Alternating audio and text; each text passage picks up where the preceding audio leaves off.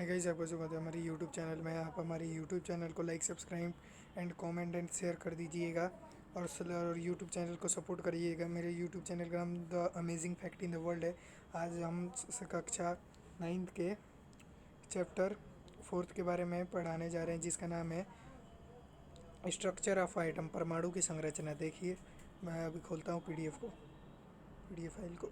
ये रहा हमारे आज का टॉपिक है द स्ट्रक्चर ऑफ एटम, परमाणु की संरचना। आज का हमारा चैप्टर है। पहले एक पेन ले लेता हूँ। The structure of atoms. इसके हम पहले कुछ इंपॉर्टेंट पॉइंट बता देते हैं और बाद में चैप्टर को भी डिस्कस करेंगे। पहले इंपॉर्टेंट पॉइंट देखते हैं क्या है। Atom is the smallest particle of an element. It has two parts, divide nucleus and outer nuclear part. मतलब परमाणु मतलब किसी तत्व का सबसे छोटा वाला भाग है, हिस्सा है, जो कि दो पार्ट में डिवाइड होता है, मतलब जो कि दो भाग में बटे होते हैं, जिनका नाम है न्यूक्लियस और है आउटर न्यूक्लियस। आउटर न्यूक्लियस में आपको जैसे पता होगा कि इसमें इलेक्ट्रॉन रहते हैं और न्यूक्लियस में प्रोटॉन और न्यूट्रॉन दोनों रहते हैं। इलेक्ट्रॉन का आप चार्ज जानते होंगे। इलेक्ट्रॉन का चार्ज नेगेटिव होता है और प्रोटॉन का चार्ज जो न्यूक्लियस में रहता है उसका चार्ज पॉजिटिव होता है। मैं एक आपको डायग्राम के द्वारा समझा रहा हूँ। अब दूसरा पढ़ते हैं point. Nucleus of the atom consist of proton and neutron. Proton are positively charge particles and neutron possess no charge. इसका मतलब है कि न्यूक्लियस में, जो मैंने इधर डायग्राम बना दिया है, पहली जो ऑर्बिट होती है उसे हम के द्वारा डिनोट करते हैं, और दूसरी ऑर्बिट होती है उसे एल के द्वारा, और तीसरी थर्ड ऑर्बिट को एम, फिर एन, फिर ऐसे ही बढ़ते चले जाता है आगे। और जो मतलब बीच का मिड पॉइंट है उसे हम न्यूक्लियस कहते हैं।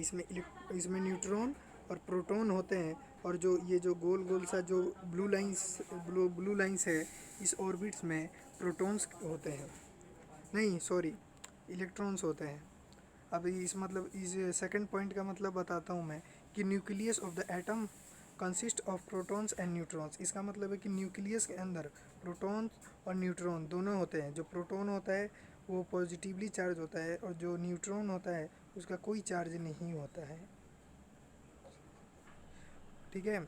और प्रोटॉन्स आर पॉजिटिवली चार्ज, ये मैंने बता दिया है। अब थर्ड पार्ट की ओर आगे बढ़ते हैं। थर्ड हमारा पॉइंट है the outer nuclear part electron are present. Electron are negatively charge.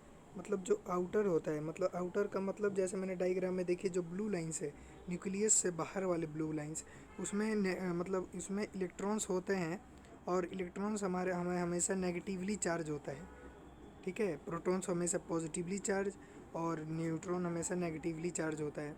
अब चलते हैं फोर्थ पार्ट के तरफ। चलते हैं हमारे फोर्थ पार्ट की तरफ। Atomic number represent the number of protons is an atom, as atom are electrically neutral. An atom consist as many electrons as it has protons. The total number of proton the neutron present is one atom of an element is known as its mass number. Atomic number represent, इसका मतलब है जो atomic number होता है, जो परमाणु संख्या होता है, वो हमेशा प्रोटॉन्स की संख्या पर आधारित होता है, बेस होता है। मतलब हम कह सकते हैं electrons, no sorry, atomic number is equal to protons number कह सकते हैं हम। और आगे वाला मतलब है, और जो परमाणु का हमारा फोर्थ का सेकंड लाइन का मतलब है, जो परमाणु का हमारा जो पूरा द्रव्यमान, जो मास होता है, वो हमेशा प्रोटॉन के अंदर ही होता है। प्रोटॉन और न्यूट्रॉन के अंदर होता है। इलेक्ट्रॉन का कोई मास नहीं होता, क्योंकि ये 1/2000 वाला हिस्सा है हाइड्रोजन का। इसीलिए इसे मतलब ये जो है, ये 1% से भी बहुत कम होता है। जो इलेक्ट्रॉन होता है हमारा इलेक्ट्रॉन का मास, वो बहुत ज़्यादा कम होता है। इसीलिए इसका मतलब इन्होंने नहीं रख रखा है मास। लेकिन जो न्यूट्रॉन और प्रोटॉन है, उनका मास होता है हमेशा। इसका मतलब यही है। अब हमारा फिफ्थ है the arrangement of the electrons in the various shells orbits. Energy levels of an atom of the element is known as the electronic configuration. इसका मतलब है कि कि इलेक्ट्रॉनों के जिस तरह से रखा जाता है, जैसे आप इस चित्र के माध्यम से समझ सकते हैं कि इलेक्ट्रॉनों के जिस तरह से इसमें रखा गया है, ये है, इन सबको जैसे रखा गया है, ठीक है, ये मतलब इनका जैसे जो स्टेप वाइज रखा गया है, इसी इलेक्ट्रॉनिक कन्फिगरेशन कहते हैं। मतलब इसे इलेक्ट्रॉनिक विन्यास कहते हैं हिंदी में। जैसे सोडियम का इलेक्ट्रॉनिक कन्फिगरेशन है 281, क्योंकि इसमें 3 ऑर्बिट्स होते हैं। मतलब ये जो ऑर्बिट्स होते हैं वो फिक्स नहीं होते कि इसमें कितने हो सकते, कितने भी हो सकते हैं ऑर्बिट, 2 भी हो सकते, 3 भी हो सकते, 4 भी हो सकते हैं। इसके लिए आगे लॉ जाके हम पढ़ेंगे, उसमें पता चलेगा। अभी हम बस पॉइंट पे ही डिस्कसिंग कर रहे हैं। Atoms of a given atomic number can have different number of neutrons or called, मतलब isotopes, called isotopes। इसका मतलब आप समझ ही जाएंगे, इतना समझा दिए, इजी सा है। मतलब ये परमाणु के अंदर जो हमारा परमाणु संख्या होता है वह तो एक जैसा हो, लेकिन जो मतलब जो न्यूट्रॉन्स की संख्या है वो डिफरेंट हो, वो आइसोटॉप्स कहलाता है, समस्थानिक कहलाता है। ठीक है, अब आगे वाला पॉइंट देखते हैं। आगे वाला है हमारा, the atoms of the different elements which have the same mass number but different atomic numbers are called isobars. These have different numbers of proton but equal sum of number of proton and neutron. इसका मतलब है कि मतलब किसी भी तत्व के परमाणु में द्रव्यमान संख्या जिसमें समान हो, मतलब मास नंबर जिसमें समान हो, इक्वल हो, मतलब लेकिन बट उसका जो एटॉमिक नंबर होता है वो डिफरेंट हो, उसे आइसोबार्स कहते हैं। आइसोटॉप्स पर लिए, इसके बाद आइसोबार्स आया है। आइसोबार्स मतलब होता है संभारिक हिंदी में। The atoms of different elements which have the same number of neutrons but different atomic number are called आइसोटॉन्स।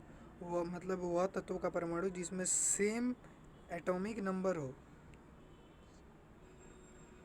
जिसमें सेम नंबर ऑफ न्यूट्रॉन हो बट डिफरेंट एटॉमिक नंबर हो, मतलब लेकिन इसका जो एटॉमिक नंबर है, परमाणु संख्या है, वो अलग अलग हो, वो आइसोटॉन्स कहलाता है। आइसोटॉन्स सुनकर तो मुझे आइसोटॉप्स की याद आ गई, जो चैप्टर 5 में था।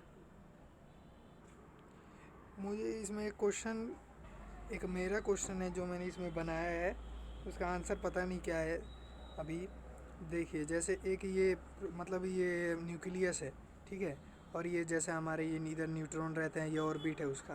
तो मेरे ये क्वेश्चन है कि जब ये मतलब साइड साइड में मतलब गोल राउंड में डिस्क्रीट ऑर्बिट्स में विभक्त कक्षा में जब ये लोग चक्कर लगाते हैं, जो न्यूट्रॉन्स होते हैं वो इसके न्यूक्लियस के बीच में वो मतलब गोल गोल चक्कर लगाते हैं। जैसे हमारा धरती है, तो धरती क्या हो गया, मिड पॉइंट हो गया, और चंद्रमा क्या हो गया, मून क्या हो गया, वो ऑर्बिट में धरती के चक्कर लगाता है। तो ये लगाता है, तो मतलब जैसे धरती और चंद्रमा इनके बीच में गैप तो है ही, ठीक है, तो गैप है तो उधर फोर्स भी काम कर रही है। उस फोर्स का नाम हमने पढ़ा है, तो मतलब चैप्टर ग्रेविटेशन वाले फोर्स में हम पढ़ रखे हैं। तो मतलब पढ़ा है हमने ग्रेविटेशन वाले फोर्स में, उधर तो ग्रेविटी काम करती है, ठीक है, उधर ग्रेविटी काम करती है, लेकिन इधर भी कुछ काम करना चाहिए। ये खाली वाला जगह है ना, इधर भी तो कुछ काम करना चाहिए खाली वाले जगहों में, कि ऐसा कोई फोर्स इधर ज़रूर काम कर रहा होगा जिससे यह गोल गोल घूम रहे हैं, डिस्क्रीट ऑर्बिट्स में घूम रहे हैं, विभक्त कक्षा में घूम रहे हैं, ज़रूर ऐसा कोई होगा। अगर आपको आंसर पता है, अपनी अपनी जो आपको पता है उसका नीचे कमेंट्स बॉक्स में उसका आंसर दीजिएगा। जब तक के लिए बाय। मैं हमारे चैनल को लाइक, सब्सक्राइब एंड कमेंट और आगे बढ़ाइएगा। Okay, thank you.